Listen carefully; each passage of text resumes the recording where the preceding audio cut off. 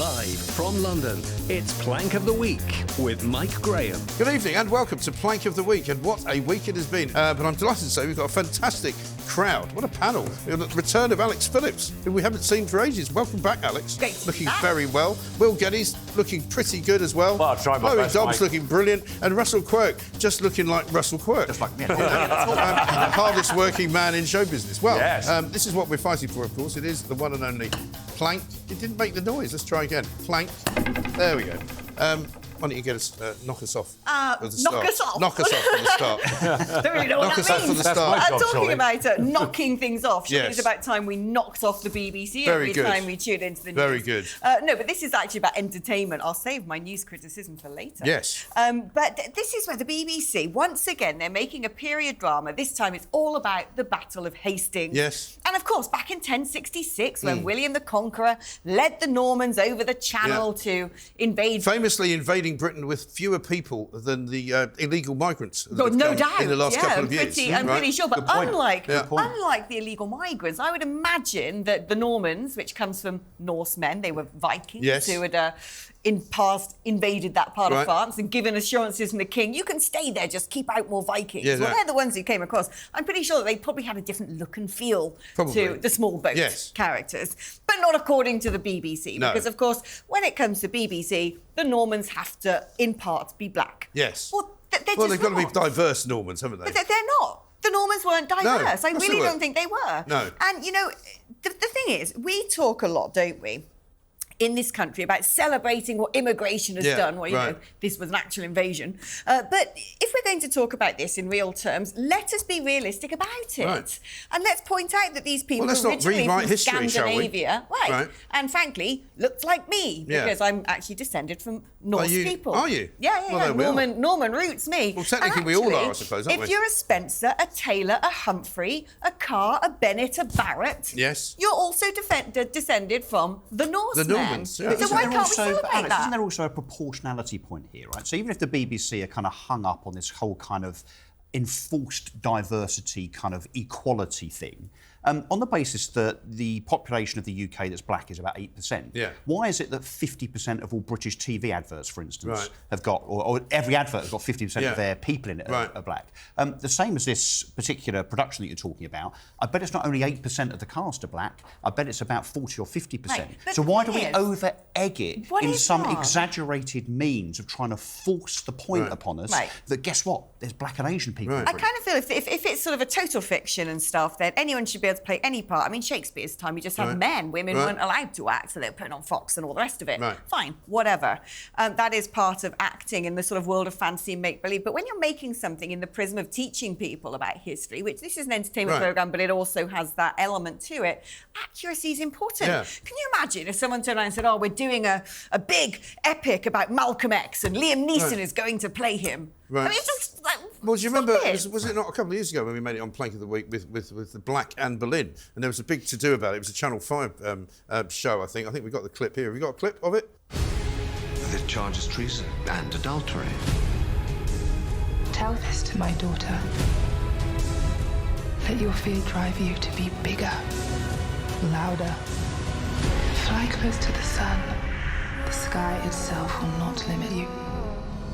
This is my destiny. That's Anne Boleyn, right? A real person. It's not just somebody who happens to Fictitious. live around Yeah. that time Yeah. and who happens to be married to somebody who happens But it's to not be... it's not a representative, Bridgeton, It's, is it? it's an actual Exactly, yeah. person. It's not representative, No, it's made up. it's not. It's a political point. It's like, is and what then when it it says you don't know her story, well, I don't know that story because she wasn't black. Sorry. I think the thing that's even more concerning is the fact that in terms of education, Alex, your point is absolutely right, and this Anne Boleyn thing, absolutely right, in terms of it being educational. Yeah. It runs completely contrary and in conflict Yeah. with obviously any books or any history teachers that are out there trying Yeah. to teach their students, their kids, obviously what Right. happened in the past. Right. And this is the problem. I think we're into this whole confusion now, Yeah. where children, I wouldn't be surprised at just getting totally confused Yeah, of course. about what is our history. Because they won't know. But can you there's They've got a It was- completely false idea of what history is Right. from watching Yeah. the telly. Yeah. I mean, it's such a shame that so many institutions that have been great at making TV in the past, they're more focused on having diversity in the cast and actually just having a good storyline. Can you imagine if we turned it TVs. round the other way and let's say a profile of Nelson Mandela was played by Hugh Laurie? Yeah. There'd be absolute Oh, there would outrage. be. Exactly. But of course, what you're told, Yeah. if you criticise any of this, is that, well, what difference does it make? Anybody can play Anne Boleyn. You must be a racist if you don't think a black person What can I play her. don't get is I don't think that people of ethnic minorities are sitting there going, oh my God, my life is so much better now. No. Thank goodness the Yeah. BBC cast half of Hastings as people of colour. That has just made life I mean, so half much of easier for Hastings, me. even today, isn't 50% black, because it's a white, poor English seaside town. They've got a few illegal migrants the knocking problem about. is, but it's a very white town. when you let human beings get on with getting on, having conversations at the water cooler and Yeah. down the pub, I think in the 21st century, If they a can lot be of bothered to Brits come are into the frankly office. colourblind. Well, yeah. They're just quite relaxed and quite happy and they don't tend to have a racist Yes. bone in their body. We've got a but picture. when this stuff is forced on people, Yeah. it makes people feel resentful. It does. It does. It And the actually thing drives that people. the It's more TV diverse, companies divisive. often feel like they have to do this because now for some of the television awards, you're only eligible for a television Right. award for your programme if a certain percentage of your Yeah. cast and crew were ethnic minorities. And at the BBC, they did an article of, is it time for the death of the all-white period drama, saying how problematic it is to make a TV show that's all-white, given it's Yes. from a period of history when people were mostly white. And they were pointing out the fact that basically you're all a bunch of racists because people complain about the fact that the colour of people's skin is different than in history in the show, more so than they do other historical Yeah. inaccuracies that are in the show. Right. I mean, Yeah, you can make up as much stuff as you like, but you better make sure you get some black people in there, otherwise it's going to be a real problem. The thing I don't get about Battle, though, and the Battle of Battle, as I call it, is that it happened in Battle.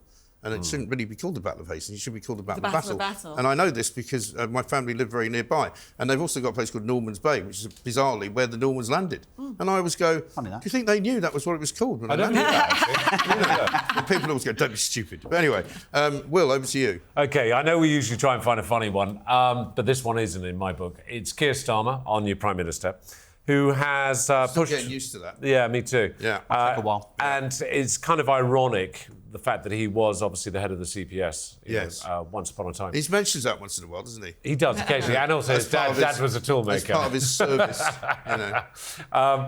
But it's this initiative to release 40,000 prisoners from our prison service. Now, there are some good points that have to be addressed here, but I don't think this is the solution. Right. Our Surely prisons- letting people out that you've locked up isn't really a good idea. Well, they're there for a reason, aren't they, Mike? Right. Yeah. So, I mean, there's 99% capacity, and by the time we hit August, we will have really maxed out the capacity in the prisons. Yeah. In terms of obviously those that are being interned. Now, the two things that they've stated they won't allow, and people are generally leaving after 50% of their time, Right. their sentence being Right. served. They're moving that to 40% now.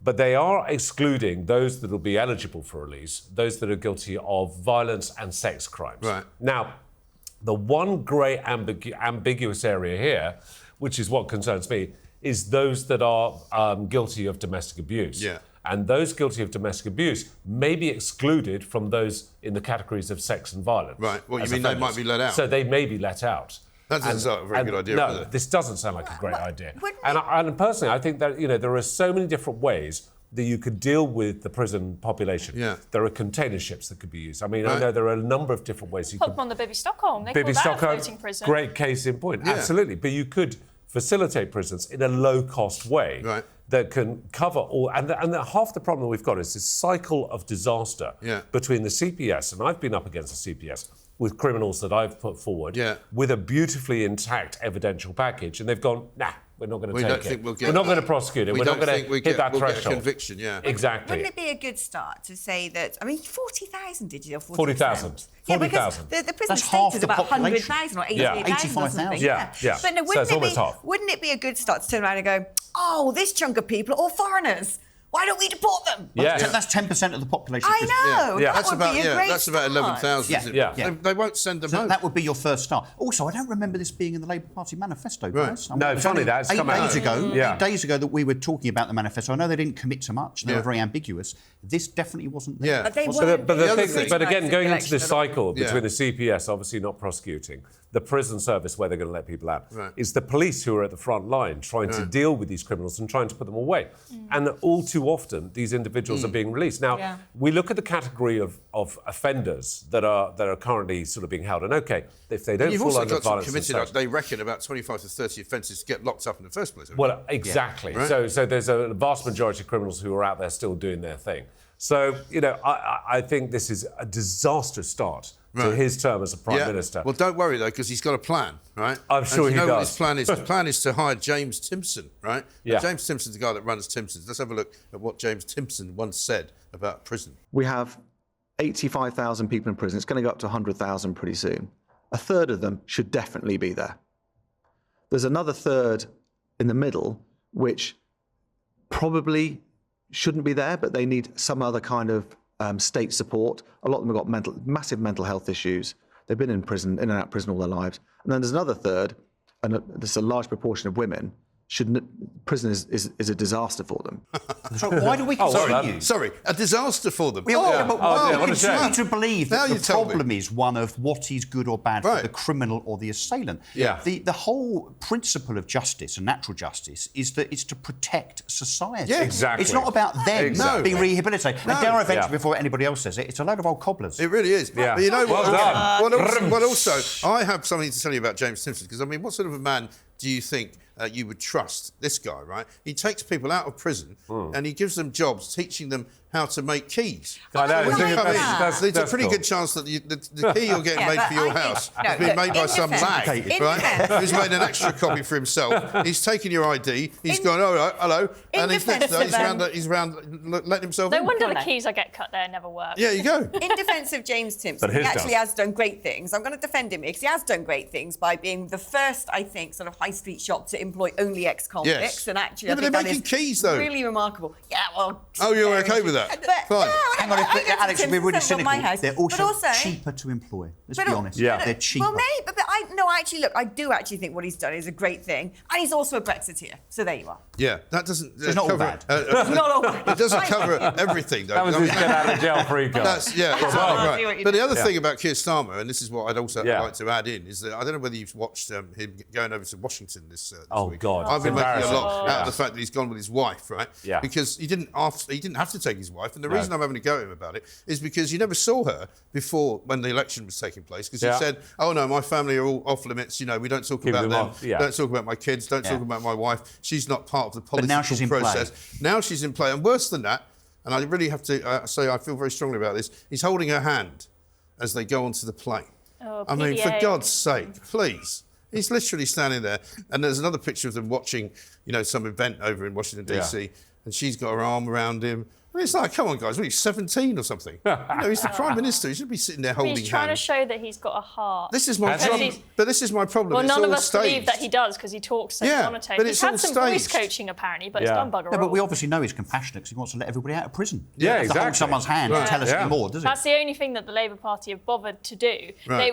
They promised that they were going to splash a load of money on everything. But what did apart from what did Rachel Reeves come out and say on the first day in office? She said, "I've had a look at the country's finances and there's not very much money left." funny I hate that line. So she's going to use that as an excuse to Even do though they have absolutely nothing. You have been. Yeah, All it's these worse people than we in these thought. departments have been the shadow cabinet. And do you know what the shadow cabinet do? They shadow the ministers. Exactly. So Yeah. this absolute BS about, I didn't know what the country's finance. What, were you just like playing Snake on They your have phone the unfettered whole time you were access to sitting the in the books. Treasury They have unfettered alongside access to the Jeremy books. Hunt? It's an excuse to raise taxes. It's absolute BS. It is. Just stand by. We're going to see it. Ready? We've Capital seen it all gains, before. stamp duty, it's all coming in. Here we go again. Yep. Chloe, over to you. More Labour Party Speaking of Labour, nominations. Yes. and that clown show, it's Yeah. Anneliese Dodds, Oh. who is our new Women and Equalities Yes. Minister. And turns out that the Women and Equalities Minister doesn't actually really know what a woman is. No. So good old... Disappointing, isn't it? Or equality. Disappointing. Shocked. Good old J.K. Rowling, who has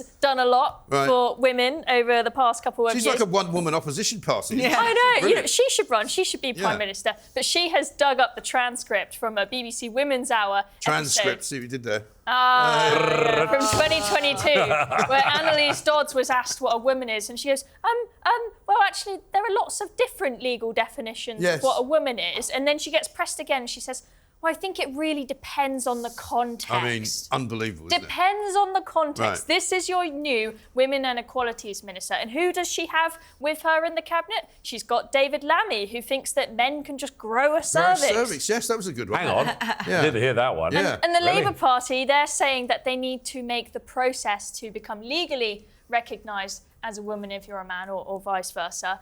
They need to make it easier because it's so horrible and mean that we make them show that they have been living as a different gender for 2 years before we give them a gender recognition I'm still not even certificate. sure what So that now means. they're saying just click of the fingers, you say you're a different gender, and there you go, legally recognised. But this is it. They said and therefore, so you get the gender recognition certificate quicker under Labour's policy.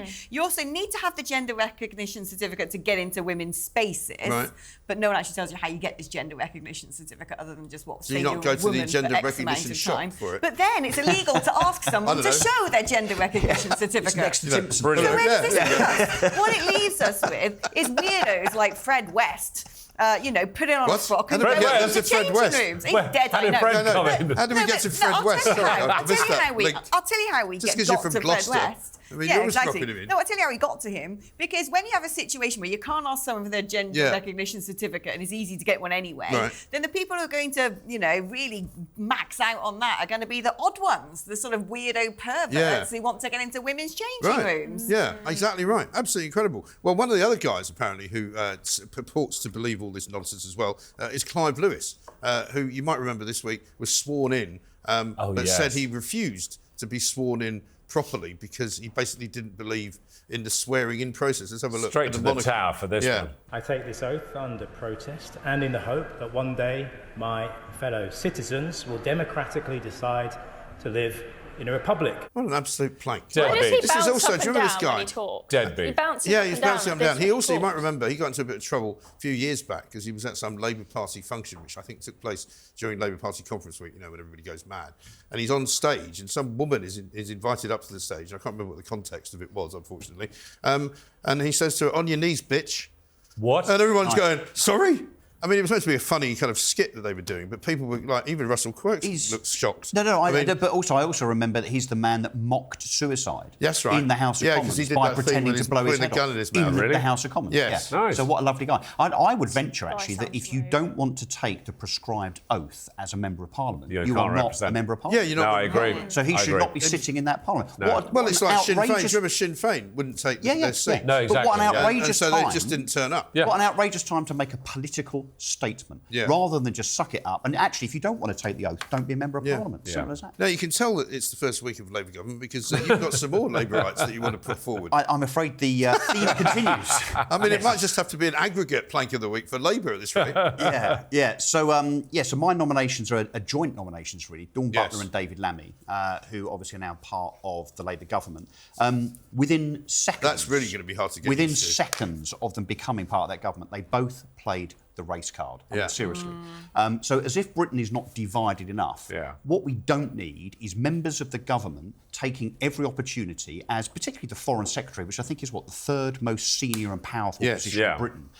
He got 15 words into his first address on video before he played the race card. And basically it went something like this, which is, I'm honoured to be standing in front of you as Foreign Secretary, as a descendant of enslaved people. And you think, number one, I mean, he is from years ago, Tottenham. mate. That's fair. Well, yeah, fair enough. It's not very nice. Tottenham's rough, mate. It's rough. He was in the Labour Party under Corbyn. Yeah, it must be all those chicken Actually, shops that's in true. Tottenham enslaving him, But 300 years ago, get over the slavery thing. Right. Sorry, Oh, I know it's it's an so unpopular boring. thing to say, get over it. But also, does he not I love realise, that. and you Just and I, get Chloe, over it. Get over the slavery. No, because... No, it's great, though. but seriously, True. was he affected by slavery? No. Was his parents? No. Were his grandparents? No. No. But you and I had this conversation earlier on before we came on as well. Has he not noticed the previous cabinet, the Conservative cabinet, was quite diverse? Yeah. Yes, it we was. had people like James Cleverly and Rishi Sunak and Alok Sharma and Nadeem Zahawi. Shall I go on? He's standing there, David Lammy, as if this is the first time a black person's been in the cabinet. And then Dawn Butler caps it all by taking a selfie, again, day one of the Labour government, with a load of her colleagues behind her that happen to be black. And what does she say? Let's celebrate the melanin. Right. Give it up, Labour. Oh, really? Give it up, Dawn Butler. For goodness sake, we don't want to hear this diverse rubbish. Right. Get on with governing. Just do your job. Stop being so diverse. Nobody's pointing at you and saying, oh, look, isn't it amazing? There's somebody who isn't white in Parliament. It is in itself divisive. Right, it is. Can you imagine if a white MP took a picture with a bunch of their white MP mates and said, celebrate the whiteness or celebrate the lack of melanin? I think everyone would say that is just obviously racist. But if a black person does it, no problem. Do you know what I'm going to do? I'm going to get elected to that Parliament and I'm going to stand there with the Taylors and the Spencers and I'm going to be like, celebrate the North. Yes, there you go. Yes. Woo! Yeah, Scandies. Vikings are us. We're back. Now, David Lammy, of course, is famous for many things, including this particular clip, which you might have seen before. If it feels like neighbourhood policing has vanished, it's not around you. We haven't seen a police while I've been here, and I've been here for a little while now. Someone should have gone to Specsavers. It's a bit like old Humsy Useless falling off the scooter. But the great thing is, can we have that video shows again? like this? No context whatsoever. But for shows like this is going to continue every week. Right. But the problem I've got with this is actually, frankly, quite dangerous. When you look back at some of the things that David Lammy has said in tweets, about white people's tears, and it's strong he called stuff. Brexiteers Nazis, And did you notice that basically, not even during this election campaign, but a long time before then, that man has been locked in a broom cupboard somewhere. Yeah. You haven't heard a peep out of him. Because a lot of people said that he wasn't going to get that job because they thought he wasn't ready for it, right? So maybe they said to him, keep your mouth shut and you'll get it. No, they've done that That's deliberately. exactly what they did. We've had an invasion of Ukraine. We've got what's going on in Gaza. He was shadow foreign secretary. Not a peep from him. No. Now he's foreign secretary. And have the media done any cross-examination, held him accountable for his opinions, asked him what he plans to do in that role? No. People went and he voted wrote an blindly essay in this on election. his belief in what he calls progressive realism foreign policy, and it's all very flowery and makes no sense. Yeah, I saw it.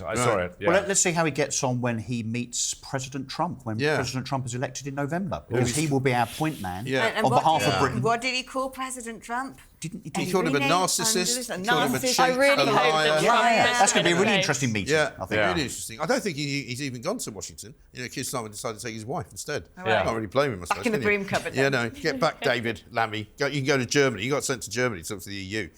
Great luck for that one. Anyway, listen, more coming up. Next, we're going to be talking about some conspiracy theories, and also we're going to be talking about some more Labour MPs, believe it or not. This is Plank of the Week.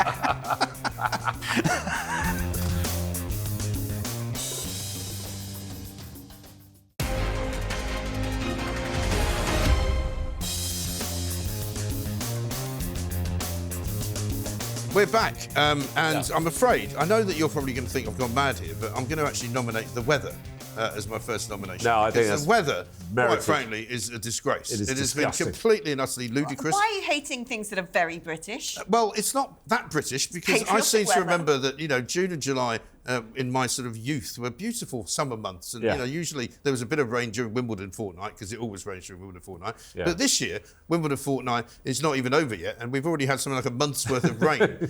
And, of course, all the climate nutters are going, oh, it's because of climate change. Well, no, it's not because of climate change, because this time last year, it was about 40 degrees. Everyone was walking around sweating. Exactly. People couldn't go to sleep at night. So apparently we're going to get some kind of a heat wave, which we keep being told we're going to get in about 3 days. Oh, That's what they keep saying. What, 4 a day? But it's only going to be sort of 23, 24 degrees. And it's not Jim Dale that's told us this, is it? No, God, no. Please don't mention that man's name on this show.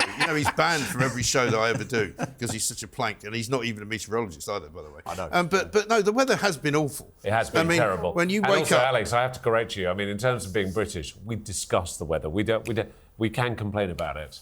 That is true. We love that is true. We love complaining about it. I mean, funny enough, as I was coming into the studio to do the show today, it started to warm up a little bit out there, and you can see that people are already going. But sure enough, it probably poured down It's a bit hot. But the best thing is it's going to be really lovely weather on Saturday. Yes. But tomorrow's going to be raining, apparently. Yeah. Brilliant. You need to be like the Normans and bring it over from Enough France. with the Normans already. Listen, you spent a month in France. That's why you can actually see me compared to this jacket. Norman crazy. She has, hasn't she? I'm going to get her a little helmet with a horn. Norman! Cameron! But no, seriously, I mean, if you think back to just earlier in the year, back in sort of middle of June, which is normally meant to be 20-something, I remember coming out one morning to get into a car, and it was literally like there was frost practically. I know people who put their central heating back on again. I mean, that's how depressing it is. I went to Wimbledon on Tuesday, and I queued up from 5:30 in the morning to get my cheapskate grounds pass so I could watch the matches outside. Get in, not a single game played outside the whole day because it literally poured down the entire day. My phone told me it wasn't going to rain until 5 p.m. Absolute That's rubbish. why you mustn't believe these phone apps. So we all just stood there, hiding under any cover we could find, eating a pizza out of a soggy pizza butt. And having hypothermia. Hoping that the courts might open, but no. So you saw no tennis at all? I may have managed to sneak in on my mother's ticket. I see. You know, if it wasn't for the Great British Weather, we wouldn't have done things like invent the telephone and the television the umbrella. and the internet and the computer and all these indoor things that enable us to stay connected. All British inventions, because we can't leave the house. According to Novak Djokovic, it's now an indoor tournament, Wimbledon, because every time he plays, the roof's shut. Yeah, that's true. But I mean, the point is, the other thing that's really annoying me is that every time I have to go anywhere, I now don't know whether to take a coat and an umbrella, or just an umbrella, or just a coat. And I've literally got 5 umbrellas. I've got one that I leave in the office, I've got one in the car, I've got 2 hanging up at home, I've got one somewhere. Everywhere I go, you come out of the tube station and it's pouring. Yeah. And they didn't say it was going to be raining. And that's what I'm fed up with. Yeah, I think it's time to move. Yeah. We've got a little clip to show you, actually. This is of some people enjoying the weather. Stay at my umbrella. What's the point of this? It's got to be the worst summer I've ever had. I'm pissed off. Love the way he boots it. No, this is a guy sitting outside in his backyard. Lad. Proud to be British. I mean, because no matter what, if you're going to have a barbecue... You know the best thing I heard the other day was, when you see people with a plastic bag over their head? Yeah. That's otherwise known as a scumbrella. And the scumbrella. Do you guys remember when we first started coming out of lockdown, and one of the first things we had the freedom to do was to sit outside a pub in groups of 6. Yes. But that week that it happened and we got that new freedom, it was absolutely chucking it down. And but everyone wanted to go to the pub. They were desperate. So everyone we saw videos everywhere. People all the news channels were loving it. Drinking beer with umbrellas, being drenched. You should have tried being a smoker in Scotland. If I was Home Secretary... You had to go outside the pub. It was always pouring. If I was Home Secretary, I'd look at all that money we've given to France and I'd say, how about erect a big screen in Calais and show a medley of those videos? Yes. A nice montage of the Great British Summer, and they'd all think twice, wouldn't Maybe they? they would. On a small boat? Maybe they would. Not a bad idea. Yeah. Alex, over to you. Just some conspiracy theorists. Well, I know, yeah. So it's one of the best from the election, frankly. But this is the idea that Reform UK had a load of fake candidates, that they had actually had AI-generated candidates. Right. These were not just paper candidates, right. because paper candidates have always existed in elections where someone says, right, I'll pay the deposit, I'll put my name down, probably ain't going to win, but I'll, add my name to the list so someone can vote for the party. Yes. That's been going on for ages. Real people. But some journaliers have been saying that these people didn't exist at all. Did you say journaliers? It's my new thing, by the way. It's my new portmanteau. Okay. I'm working on it. I'm not sure it's portmanteau as well. Listen to this. It's gone all French. Getting too sophisticated, I know. this programme. All right, Norman, carry on. But a lot of people sort of said this was the case and everyone picked it up and copied it. And it turns out it's not. These people having to come out and do little Zoom calls and say, I exist. Hi, here's a video. Hang on, there's that one particular member of the Reform Party who had that picture, which they said, this Mark guy... Matlock. Mark Matlock, that's the fella. We've got the picture here. There he is. See, the one on the left does not look much like the one on the right. Mark on the right's been having a good time out, I think. He looks like the guy from The Hangover on the right, doesn't he? I think the guy on the right ate Mark Matlock. And the guy on the left looks like his son. I believe he airbrushed it a bit. He says that he was editing the colour of his tie, but I think he's done a little bit of skin smoothing as well, and hence it looks a little AI generated. His hair looks a bit thicker as well on top. He's used a 10-year-old picture on the left. On the right, I think it's John Candy. I think that's his Tinder profile, don't you? But one thing that I would say about this election campaign, I've never seen so-called journalism fall to the lowest possible standards. I mean, I haven't. We were talking earlier about the Labour Party not scrutinised at all. Then we had Ed Davey running around looking like he's in Takeshi's castle. Right. No one asked him what he planned to do as leader of the Lib Dems. No, he's just wonderful. Waitrose women thinks he's great because there he is doing water aerobics. But do you know why he was doing all that? It was so that nobody could ask him about the post office scandal. Because while he's on a roller coaster, he can't really sit there with a microphone and say, why didn't you do anything about the scandal? But then we've got this other big issue, which is this canvasser for reform. Yeah. Now, they say this guy is an actor. Well, he is an actor by profession. Whether or not he was put in place this is the as Channel a 4 stooge... thing, right? Look, Yeah. I don't know. Yeah. It's That been looked like a reported to the setup, police. And to this be is honest. a very serious allegation. It The police disappeared very quickly, must, didn't it, that story? They must look As into did his actor no, profile. it didn't. This is the thing. It didn't disappear that quickly because Channel 4, decided that only Reform UK needed to have undercover filming done, which they did to the Brexit Party as well. No other party, just Reform UK. Is that partisan? So first of all, they do this. Then they find a guy who is a canvasser, right? This guy who no one seems to know puts leaflets in letterboxes, and then he says the P word, and then that means the whole party's racist. This is a bit like saying that, a terrorist shops in Sainsbury's, therefore Sainsbury's is Hamas. Right. It's ridiculous. Well, let's have a look at Richard Tice. This is him talking about the Matlock story. Why not just look back to the night of the election when the guy was Well, hang on in a moment. hospital? You just told me to look at his Twitter feed. Yeah, so and that's you clearly exactly didn't look what I back did. to the night of the election when he was in hospital with pneumonia. Yeah, I have looked at that. there you actually. are. Unfortunately, I will not be attending the count tonight as I have pneumonia. So a guy who's got pneumonia, Yeah. right, who's tweeted that, all of a sudden the lefties and the libs, they're all saying he's not a real... I mean, honestly, this is pathetic. I mean, of course, there's now another story doing the rounds, and I think it emanates from those Wallies at Byline Times, who claim that the reason that all of these various different fake and phantom candidates came out is because you get money every time you put a candidate into the race. And so therefore, which is complete and utter bullshit. No, you have to pay to enter. You have to pay to enter, and then use your deposit. Right. But my favourite reform story, I have to say this, and it came out just a bit before the actual election. It came out in April, which was when Reform was sort of trying to make sure that all of the candidates that they had selected for any particular by-election or whatever were actually making sure they were doing enough work and making sure they were canvassing. And they had a go at this one particular guy, and they wrote to him, Tommy Corkwell, his name was, a volunteer for the RNLI, to say, why are you not working hard enough for the Reform? Why are you not doing your job? It turned out he was dead. Because unfortunately... Not a good enough excuse, Unfortunately, Mike. no. Unfortunately, very shortly after he was selected, he had a heart attack and passed away. Nobody knew. Oh, no. And you can't take it off the ballot paper. That's pretty sad. You can't take it off the ballot paper. It's a new party. It doesn't have branches. It doesn't have all the, the activists from many years, like local councils and all the rest, like the legacy parties have. It's going to have to get those things and get them quick. Yeah. Will, over to you. Yes, Got another Labour MP, apparently. It's a lovely Labour MP. and this one's a particular special one. Absolutely right. The youngest MP, Labour MP, and MP ever, Sam Carling. Yes. Bless his little heart.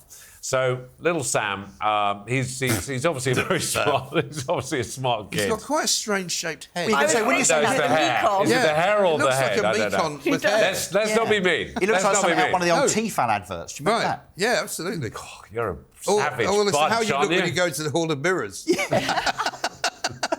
Or looking at yourself in the back of the spoon. People will go. But anyway, no, it's all very who cruel. do you think he looks like? He's clearly very intelligent if he's got such a big brain in there. Yeah. Should we? Well, I'll just look at the clip. That's enough of this slagging him off. All right. Some of the criticisms of MPs is that they are, many of them don't have real-world experience. You've touched on some of it there, but at 22, can you really offer real-world experience and to bring that to the House of Commons? Well, I have a lot of experience that older members of Parliament won't. I always get a little bit frustrated when people mention life experience because no one has yet been able to explain to me why being older makes you better at the job. We've got more experience, I think that's why. But what kind of experience? Well, by definition, over the years, you gain more experiences, don't you? But what kind of experience, right? It's got everything, this show. It's got everything. Just him, actually. Biology and everything. He's got zero experience. Right. And in terms of experience, yes, there's lots of things we accrue. When we're 22 years old, we think we're bulletproof and we think we know everything. Yeah. But what I find is really irritating is the lack of humility, the lack of modesty Yeah, to but actually see, say, again- you know what, I'm moving forward. And so I have But I young don't kids have who a come problem- to honestly, me don't have a problem asking with to that, be in you my know. world, and they all lean to me for advice. And what we're not seeing with this kid is the same. It's I know it all, and what's some, and there's lots of things that I know that older MPs won't know. He may be more wired into the younger community, Might be, which is no bad thing. And one of the things that he did say in that interview was that actually I know a lot more about how difficult it is to get on the housing ladder because a lot of young people are in my position and they can't. It's not just him. What I found looking at Twitter, as I love to do while sitting in the bath over the last few days, the amount of Labour MPs, and it's largely Labour, who are all there going into Parliament, fresh out of, I don't know, their youth club, going like... Yeah. Look at me, first day in Westminster. Yeah. Hang on, like Dawn Butler. Yeah. I don't think she's that young. No, different but there's a whole load of young intake new MPs now, and I just, I do kind of feel like get a bit seasoned Yes. before Alex, you did go you see into the number Parliament. that seemed to have discovered trains for the first time, that were tweeting about their train experience? I mean, there were loads and loads and loads of them. That was a people really going- young one, wasn't he? Yeah, Look no, at me loads on the of them. train. Yeah, look at me on the train. And someone said that they got a round of applause from the platform. It's probably because they were leaving. Yeah, probably. Yeah, right. I mean, I just think, bring in your fresh blood, bring in young blood, but bring in young blood that's respectful and understanding that there's a heck of a lot to learn and it's a brutal, savage, nasty world out there. And you can't come in. I mean, he's evidently an academic. He's obviously a very smart kid. He went to Cambridge. He went to Cambridge, there you go. But I mean, but then again, So he knows an my awful lot feeling on about how academics, ordinary it's a people bit like live there. learning. It's a bit like learning to drive a car from a book. Exactly right. Coming up next, we're going to be talking about somebody that I've never heard of, but Chloe has, and maybe a few other people have as well. And also, Russell's going to have something about the electoral system. Sounds very, very important. This is Plank of the Week. Back after this.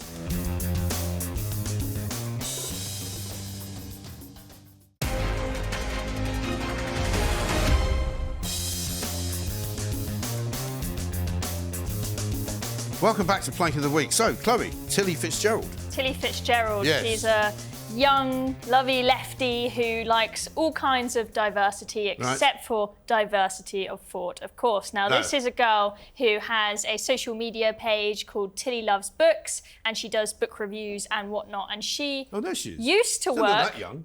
she's very sad here, and I'll tell you why. It's because she was fired from Waterstones after she said on her TikTok that she was going to enjoy ripping up and putting in the bin the books of a gender-critical author. Oh, dear. Now, this is an author who she doesn't actually write about gender ideology and whatnot. She's just got a bunch of fiction novels, but she is supporting this new publishing agency that's coming out called Scene that helps gender-critical authors. She's found out that this author is going to be a part of it, so she's gone on TikTok and her social media and said, oh, well, I'll enjoy ripping up your books and putting them in the bin then. Waterstones, good on Waterstones, standing up and saying, not having any of that, that's against our policy, you're fired. And the implication was that it was Waterstone's stock that she was going to rip up, presumably. Well, yes, now she is trying to backpedal and say, oh, no, I was just talking about my private book collection. Really? I bet she hasn't got But she wouldn't own those books anyway. I doubt that she has any of those books on her shelf. And presumably the reason why this particular publishing house has been started up is because so many of these gender-critical authors now can't get published because all the publishing houses have gone woke. Someone to stand up for them. That's why this is coming about, because of girls like this. Now, she's playing the victim, crying on TikTok, saying, Waterstones are so mean. And do you know what she said? She said roughly along the lines of, my views are really clear. I just want everyone to be able to be who they want and be left alone, really, unless they disagree with you. Exactly. Has JK come out yet and said anything? Not yet, I don't think, but I'm sure she will be. This is her basically at work at Waterstones tearing up some cardboard. Tearing up cardboard, I don't think she knows what a book is then. No. Yeah. I mean, it's not a very good one by the looks of it. What sort of a TikTok influencer? One I wrote. What sort of TikTok influencer is she? I mean, a lot of people follow her. Is she very well known? She's got 90k apparently. Yeah, really? So that's not bad, I suppose, but it's not some massive, people is it? like her content. She's not exactly Kim Kardashian. Tearing up cardboard boxes. No. So I mean, I guess she's looking for another job. Yeah.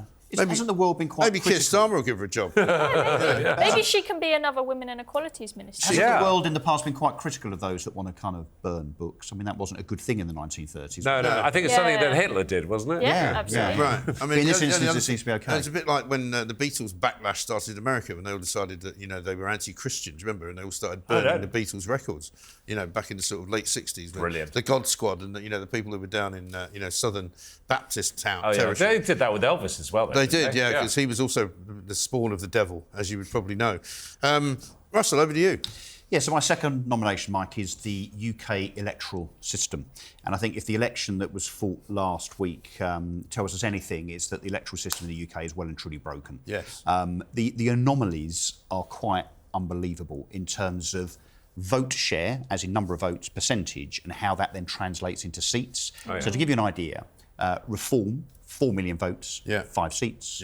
Liberal Democrats, 3.5 million votes, 72 seats. I don't get that. I don't understand Isn't that ridiculous? Yeah. The Labour Party won with a so-called landslide with a lower share of the vote than previously. Than Jeremy Corbyn got a higher share of the vote. Really? So everyone's applauding this whole kind of Labour landslide thing. It's really not, actually. Yeah. Before you even start delving into the fact that a lot of people that voted Labour that were Conservatives Their vote actually voted went as down a slightly. protest. Yeah, indeed. So huge anomalies. If you actually look at an element, or I guess a version of what we would call proportional representation, which I don't think you can fail to agree with the argument that proportional representation is logical and fair. Reform would have got 91 parliamentary seats. So surely it's time now for the electoral system, bearing in mind there's over 100 countries of the world that use some form of proportional representation. The fact that 4 million people voted for reform and there are only 5 representatives, so the amount of voters per representative is way disproportionate to Labour, the Conservatives and so on. The Greens, by the way, just for balance, also suffered. You know, they should have had 70 MPs based on the fact that they got 7% of the vote. Something like that. So I think it's time that we had a serious review. The problem is none of these turkeys in power now are going to vote for Christmas. No, of course they're not. No. I mean, because Keir Starmer was making a lot of noise about going into proportional representation in some way, shape or form, you know, after the election. But of course he hasn't said anything about it since. I'm sure he'll do another flip-flop on that he one. will. Back in the day, I think Sir Keir Starmer thought that actually if there's proportional representation, then Labour would always be propped up by Lib Dems, Greens, Plaid, SNP, whoever, and therefore have, you know, a hegemony in power. And ironically, but now it doesn't suit that narrative. That match their vote to seats. They got about 12% of the vote, 11% of the seats. But for the smaller parties, those that are, you know, up and coming and so on, and haven't, as you said, Alex, haven't got the network and the community and so on, what chance have they got of actually showing proper representation by way of votes from the people if we have this skewed, unfair system? The problem is, though, whenever you talk about proportional representation, I just tell you about Scotland. And when you go to Scotland and you see how their Scottish Parliament is made up, the reason it all went horribly wrong up there for Nicola Sturgeon is because they had to go into coalition with the Greens. And the Greens were the nutty kind of trans ideologist types, and it was because of that they completely destroyed their own party. What I would, because a lot of people say, oh, well, proportional representation, you have constant coalitions. What I'd say is a Conservative Party were a constant coalition, which is what saw them apart. But the problem is, at least when you have a coalition, you have something called supply and demand, which is one party says, I'm not going to vote for the budget unless you also vote but that's for this. what happened in Scotland. So it and then has the Green, but that's what happened because then the Green Party got all this gender ideology nonsense into law. I agree, but that is what people voted for, so that people can vote around the next time. No, they didn't. That's the point, because the Greens would never have been in power were it not for Greens proportional only had representation. something, 1% vote share, yet had a huge sway on the policy. And it's because of reasons like that I've been very hesitant about PR for years. But then I look at the result, it's the most disproportionate result in our country's history, and see it's illogical. 23,000 votes to get a seat for Labour versus, I think it's 830,000 or 820,000 for a seat for Reform. I mean, there's no way that you can look at that and say that's fair. At targeting seats, because that's what the Lib Dems we do need a conversation about changing the system. Ironically, though, I've been over in France. I know. Have you heard that one yet? I didn't know that. I've been over in France. Have you been in France recently? I have. Because I wasn't allowed to play. I wasn't allowed to play in the election over here. So I was excommunicated to France, where, guess what? They had an election. So I didn't escape the politics. That kind of went wrong, didn't it? Not one. Well, no, this is what's interesting. So, you know, all the sort of establishment gangs together to try and stop Rassemblement, and it worked.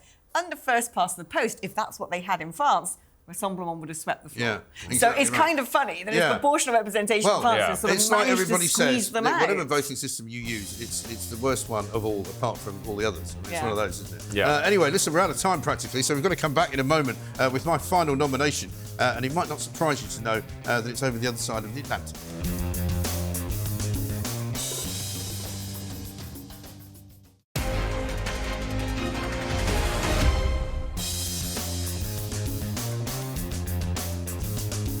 So, welcome back to Plank of the Week, and I'm afraid it's got to be the man of the moment. There's a NATO summit on right now. Keir Starmer's over there as well. It's Joe Biden.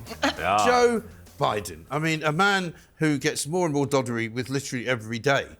He's obsessed with the fact that he now is refusing to stand down. And in fact, he said as much at the weekend. He gave an interview to, I think, CBS, or ABC, which was so softly. And he said, basically, only God can stop me. All right, Mugabe. You know, and it was like, all right, OK, then, mate. That might happen. It might. By this point, God is voting. I think his ticket might be punched. But we've got basically all sorts of clips to show you, so I'm just going to show you them in order. How about this from George Clooney? who's joined the merry throng of people who think he should just give it up. The fact is that you and I are sitting here today because this will be your last week of employment.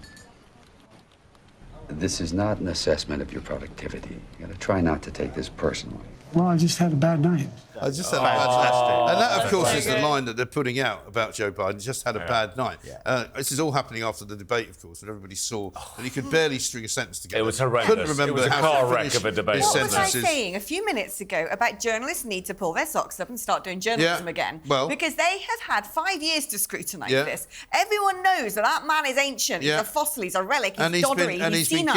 It's been obvious to everybody. And it has been, but now... They've all sort of played along, swept it under the carpet, told the lie, fed the lie, until it got to the point where he went into that debate and you actually just can't cover that up anymore. You really can't. And here's his press secretary, Karine Jean-Pierre. Hold on a second. There's no reason to go back and forth and be in this aggressive way. Miffed around here about how information's been shared with the press corps about him. What do you missed about? What do you missed about? Everything he just asked about. And then every time I come back and I answer the question that you guys asked. Correctly, you didn't have to come back and clean it up. I never answered the question incorrectly. That is not true. I was asked about a medical exam. I was asked about a physical. That was in the line of question that I answered. This was also during the press conference where she admitted that a neurologist had been to see the White House on quite a few occasions, but apparently hadn't found anything wrong with Joe Biden. No. He's absolutely fine. Yeah. You know, he's not suffering from Parkinson's disease.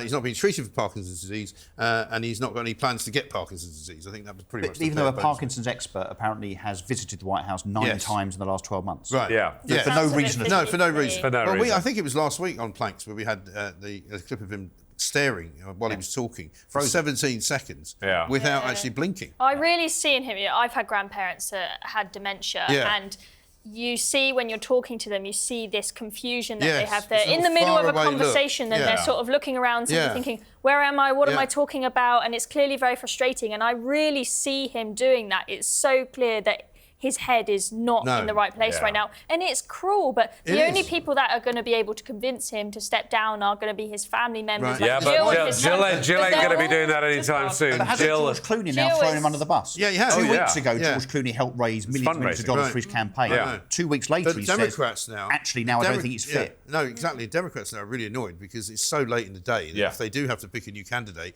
they won't be able to get any financing for them. Boo-hoo. Are you telling me the Democrats didn't know this guy was No, this is my point. They've left it too late. I think the sad thing. But hang on, I'm talking about close. ordinary voters who are Democrats, who are registered Democrats, who are going, well, this is the whole thing is ridiculous because they should have pulled the guy ages ago. Yeah. But I think the sad part is the fact that Jill, his wife, is keeping him well. Lady and truly McBiden, they're starting to call her. Yeah, I mean, it's just horrendous. The so big cruel. ventriloquist with the hand up the skeleton's backside is actually Obama. That man, when he ended his presidency, never left Washington. You can only do 2 terms as American president. He didn't go get the golf clubs and the slippers. He stayed around, and it's him who's keeping old Joe in power. Did you see him guiding him off the other day? Obama wants his 4th term. Well, it's a bit like Tony Blair, isn't it, and Keir Starmer. Same kind of idea. Yeah. Well, here's a clip from my show from earlier this week.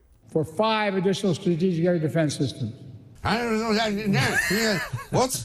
Ukraine. I mean, you can't figure out what he's saying. No. It's like all the words just roll. It's kind of sad, actually. Did you see the clip about him talking about speaking to someone's wife? And it really doesn't sound like and he it said sounded that. like the something else. Didn't it? Yeah, doesn't it? But we all know that didn't happen, for obvious reasons. But no, I mean, I just think, how much longer can it go on? I mean, I keep expecting to come into work every day. And at some point overnight, they've announced that he's not going to be running. Yeah. I was going to say he's dead. Well, I think there is a chance of that, sadly. I mean, he's not. The point is, he's not that old. In fact, 81 is not that old. We were talking this week about Trevor Kavanagh, the Sun columnist, who's also 81, who's retiring from sort of covering elections. And he's definitely got all his marbles. And he has never been sharper and never been brighter. And as you say, Chloe, we've all got relatives, some of whom deteriorate much younger than 81. Didn't I hear he's that definitely in a bad way. Nancy Pelosi, who's older than him, told him to step down as well. Yeah. I mean, it's evident within there, but from what I've understood from my contacts, it's the cabal behind him. Yeah. They're the ones who are propping him up. Keep him in, get him in for the next term. Obviously, the VP will then step in, and then they could do it. But unfortunately, the VP, the VP at the moment is an even worse choice. The thing is, there are other people clearly running the show for him, whilst he's not capable of doing anything. And what annoys me is when I talk to people who are pro-Biden, they say, no, don't worry about his age, because there are competent people running the show behind him. And I'm like, but that's not democratic. I don't know who's actually running the country. Like the Manchurian Anyway, listen, I've got to rush something in because we're nearly out of time. Just before we go, and before I decide who's going to win Plank of the Week, I've got a little bit of surprise for you, and it's this.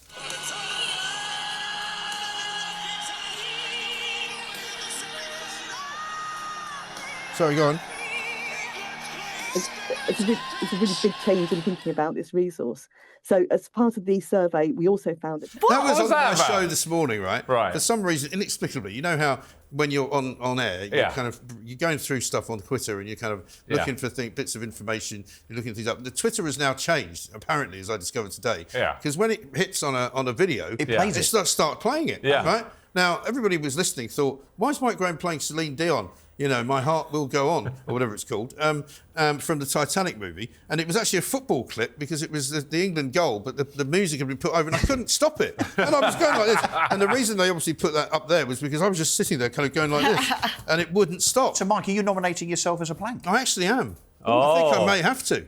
I know I didn't even win it when I did the concrete scenario, right? But I was in it. So I'm thinking, I think I might actually just nominate myself. Is this a first? I think so. Yeah. What do you think? I think it's quite well because Thames Water is... I don't think you're a worthy winner. You don't take one for the team. No? No. No. I don't think you're right. See, Chuck wanted me You've got to do something far more spectacular than that. Well, if there is any element of democracy to this show, I think we'll say no. Well, in that case, in that case, does it not have to be a collective Labour Party? Yeah. Labour government, because there's so many people in here. First of many. First of many. I'm giving it to the Labour Party. I'm giving it to the Labour government. The first week, you've won something already. Plank of the Week. Well done, Keir Starmer. Well done, Anneliese Dodds. Well done, Angela Rayner. And very well done to you guys. Thanks very much indeed. Alex, Will, Chloe, Russell. We'll see you again soon. That was Plank of the Week. We'll see you next week.